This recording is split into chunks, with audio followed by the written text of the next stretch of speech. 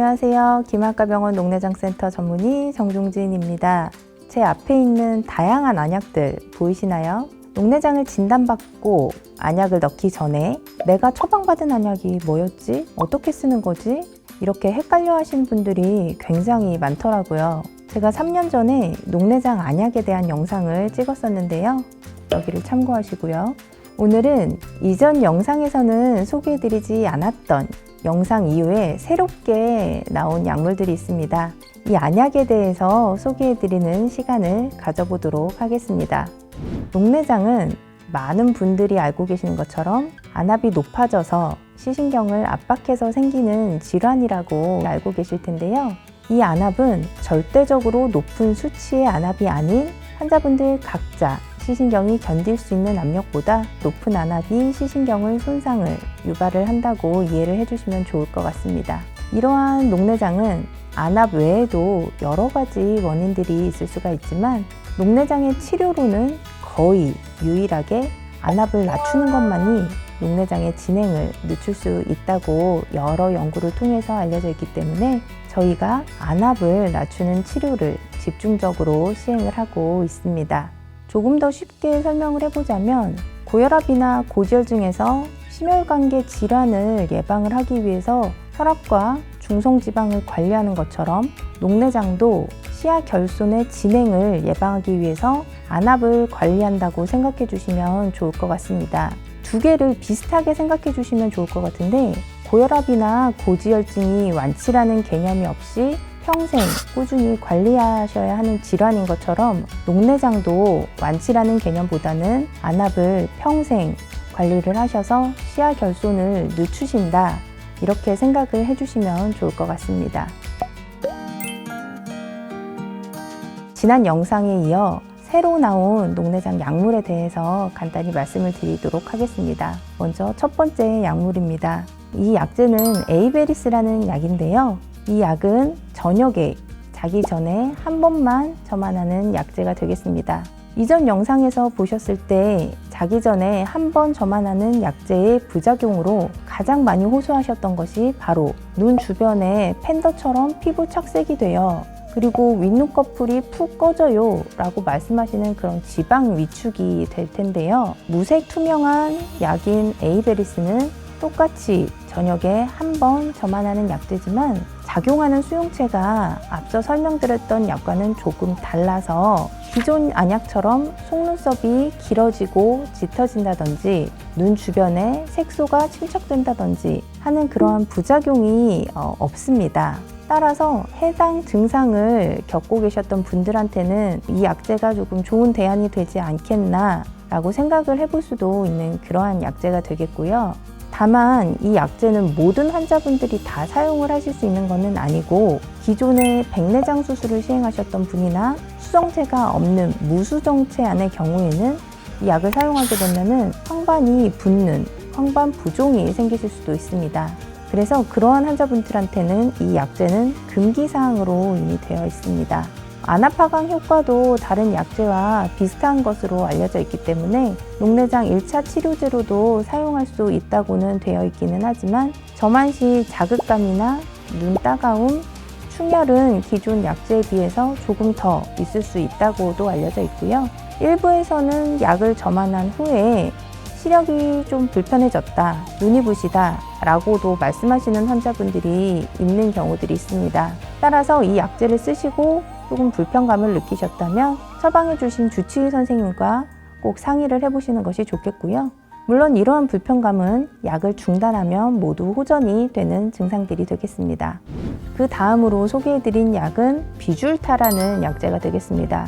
이 비줄타라는 약제 역시 자기 전에 한 번만, 저녁에 한 번만 점안을 하는 약제인데요.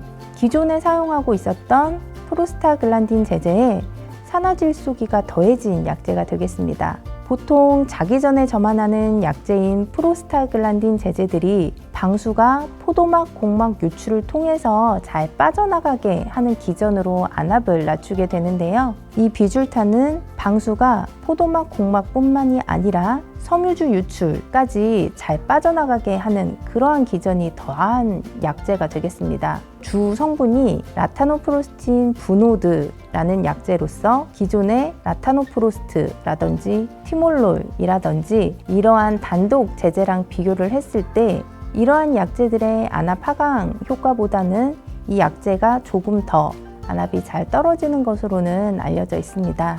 다만 이 약재도 프로스타글란딘 제제 중에 라타노프로스트와 산화질소기가 붙어있는 약재이기 때문에 이 라타노프로스트에 의한 부작용인 눈 주변 색소 침착이나 속눈썹 길어짐, 그리고 윗눈꺼풀의 지방이 꺼지는 등의 부작용이 발생은 할 수도 있기 때문에요. 만약에 이 약재를 사용하고 나서 그러한 부작용이 발생을 하신다면 역시 약을 처방해 주신 주치의 선생님과 상담을 해보시기 바랍니다. 약물을 중단하면 대부분은 다 회복이 되는 부작용이시니까 걱정은 하지 않으셔도 좋겠습니다. 녹내장은 완치가 없는 질환이기 때문에 안압을 낮춰주는 안약을 꾸준히 저만해야 진행을 억제시킬 수 있다고 말씀을 드렸는데요. 기존의 이러한 병에 들은 녹내장 안약은 거의 대부분이 보존제 성분을 포함을 하고 있었습니다. 그런데 이 보존제 성분이 들어간 안약을 장기간 투여를 하다 보면 통증이나 이물감, 건조함 등의 그런 불편감이 좀 나타날 수가 있는데요. 이렇게 불편감이 나타나다 보면 환자분들이 약을 잘 넣지 않게 되는 수농도가 떨어지는 부작용이 또 나타나는 경우들이 있습니다. 그래서 이러한 부작용을 좀 줄일 수 있게 나타난 것이 바로 보존제를 뺀 무보존제 안약이 등장을 하게 됐었는데요. 보존제 성분이 없기 때문에 안구 표면에 부작용이 있는 환자분들께 도움이 될 수 있는 것으로 알려져 있습니다. 실제로 장기간 녹내장 약물을 사용을 하게 되면 안구 표면에 상처가 생긴다든지 건조가 생긴다든지 하는 그런 환자분들이 생길 수가 있는데요. 이러한 분들께 좀 무보존제 안약을 선호를 하고 있는 추세이고요. 무보존제 안약은 일회용 안구 건조증 약제와 비슷하게 이렇게 일회용 제제로 대부분이 구성이 되어 있기도 하고요. 일부 약제에서는 이 약제처럼 병에 들어있지만 무보존제가 존재하는 경우들도 있습니다. 이렇게 말씀드리면 그럼 병에 들은 약제는 다 보존제가 들어있고 성분이 나쁜데? 그럼 쓰면 안 되겠는데? 라고 당연히 오해를 하실 수도 있는데요. 절대 그렇지는 않습니다. 안약에 들어있는 이러한 보존제 성분은요, 저희가 뚜껑을 딴 후에 세균이나 곰팡이 등에 의한 감염을 방지를 해주는 중요한 역할을 하기도 하고요. 약물이 눈 속, 안구 내로 침투하는 것을 더욱 증진시켜주는 그러한 중요한 역할을 하고 있는 이점이 분명히 있습니다. 보존제가 있다고 절대로 나쁜 것은 아니다라는 것입니다. 그래서 정리를 해드리면 보존제가 없는 약제가 조금 더 유리한 환자분들이 있다라는 것이고요.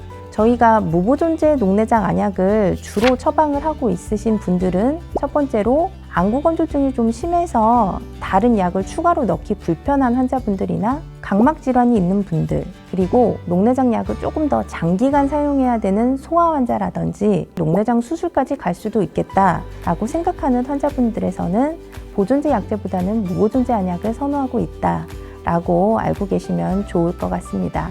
오늘은 녹내장 안약들 중에서 지난 영상 이후에 새롭게 등장한 에이베리스와 비졸타에 대해서 간단하게 말씀드렸습니다. 혹시 다른 녹내장 안약 점환 방법에 대해서 조금 더 자세히 알고 싶으신 분들은 앞선 영상을 참고해 보시기 바랍니다. 녹내장은 꾸준한 치료가 아주 중요한 질환이 되겠습니다. 올바른 안약 사용으로 여러분의 눈 건강을 오래오래 지키시기 바랍니다. 여러분의 눈 건강 해피아이 김학과 병원이 함께합니다.